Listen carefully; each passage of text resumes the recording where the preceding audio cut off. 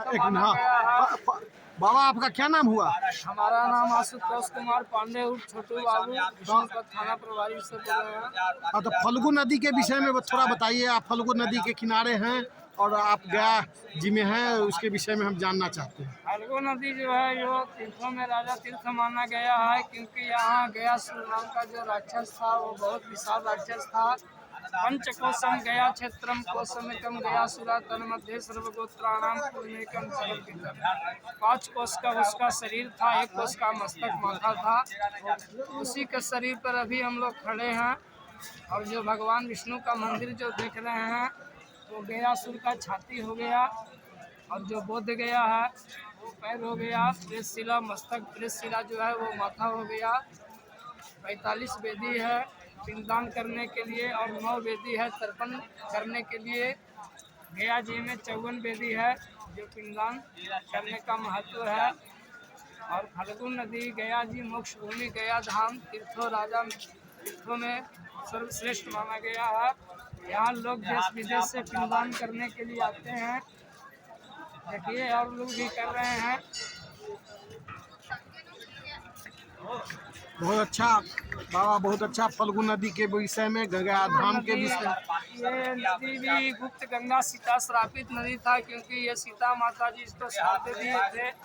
कली काल में गुप्त हो गया। सीता माता ने 5 को साक्षी में रखे। कालू का जब पिंडदान, जब सीता माता जी वनवास काट करके आए थे, राजा रामचंद्र जी लक्ष्मण जी पिंडदान का सामग्री लाने के लिए नदी इस पार चले आए। त्रेता युग का समय था।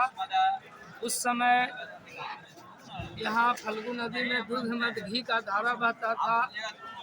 और सीता माता जी को नदी को उस पार बैठा के दिए। और राजा रामचंद्र जी लक्ष्मण जी दोनों भाई नदी इस पार चले आए पिंडदान का सामग्री लाने के लिए।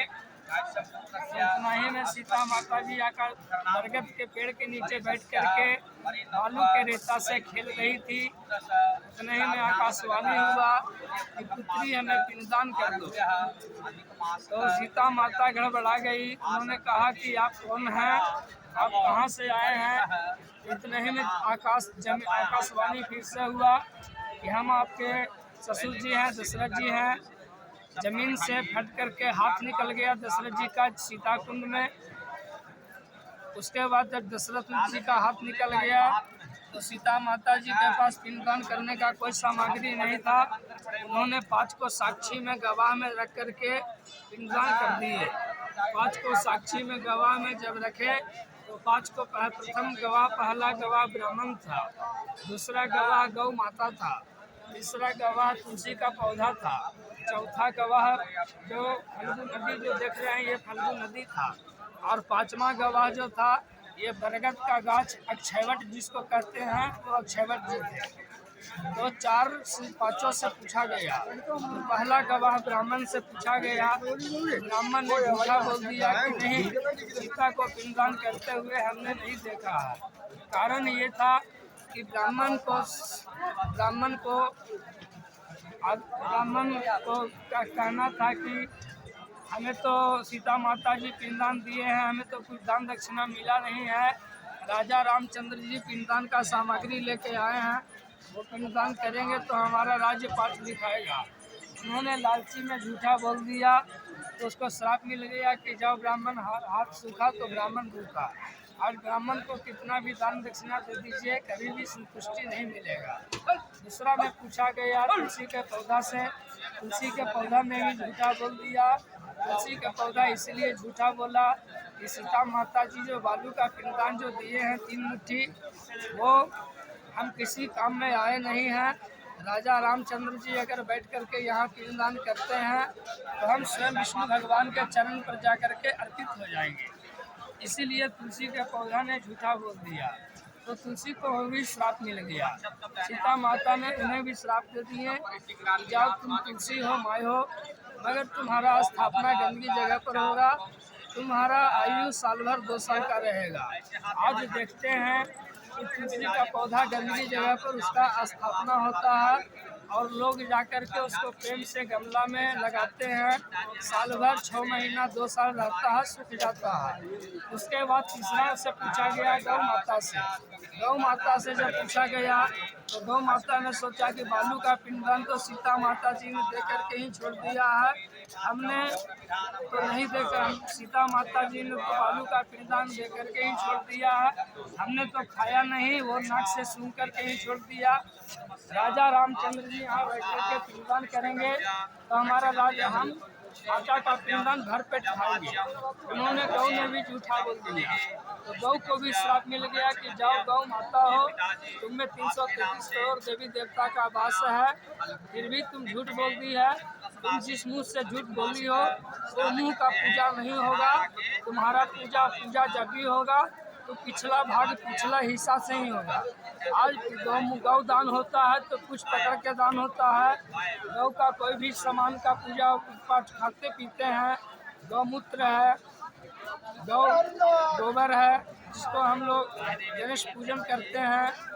उसके बाद में गाय दूध देती है, उस दूध से दही बनता है, प्रसाद बनता है, उससे अनेक प्रकार की मिठाइयाँ भी बनती है। उसके बाद चौथा में पूछा गया फल्गु नदी से। फल्गु नदी ने भी झूठा बोल दिया कि नहीं, सीता को पिंडदान करते हुए हमने नहीं देखा है। तो सीता माता ने इन्हें भी श्राप दे दिए कि जाओ, त्रेता युग का समय है, दूध मत घी का जो धारा बहता था, आज तक तुम्हारा सीता श्रापित है, तुम्हारा गुप्त गंगा रहेगा, तुमने कभी सूखा रहोगी, हमेशा हरा भरा नहीं रहोगी, हमेशा सूखा रहोगी, कभी तुमने पानी नहीं रहेगा। आज नीतीश कुमार उर्फ तेजस्वी यादव जो है वो यहाँ रबर डैम बना दिए हैं, उन्हीं के कारण फल्गु नदी में गंगा जल है, जो ये गंगा जल नहीं है, ये गंगा जल से भी मिला नहीं है, ठीक है ना। और पांचवा में पूछा गया बरगद के गाछ से, तो बरगद का गाछ ने सत्य बोला। उन्होंने बरगद का गाछ ने देखा कि नहीं, चार ने झूठा जब बोल दिया है तो हम क्यों झूठा बोले। बरगद के गाछ ने बोला कि नहीं, हमने सीता को पिंडदान करते हुए देखा है और हम क्यों झूठ बोले, हमने सीता को पिंडदान करते हुए देखा है। तो सीता माता जी और राजा रामचंद्र जी अंतर्यामी थे, उन्होंने सारा लीला जान रहे थे। उन्होंने बरगद को गाछ को अमर का आशीर्वाद दिए कि जाओ वट वृक्ष अक्षयवट महाराज जी, आप कहीं भी रहिएगा तो हरा भरा रहिएगा, कहीं सूखा नहीं पाइएगा। आज तमाम जनता से कहना चाहते हैं कि बरगद का जो पेड़ है वो पहाड़ पर भी देखिएगा तो सूखा नहीं रहेगा, हरा भरा ही रहेगा। बहुत बहुत धन्यवाद। क्या नाम है आपका? हमारा नाम आशुतोष कुमार पांडे उर्फ छोटू बाबू, विष्णुपद थाना प्रभारी।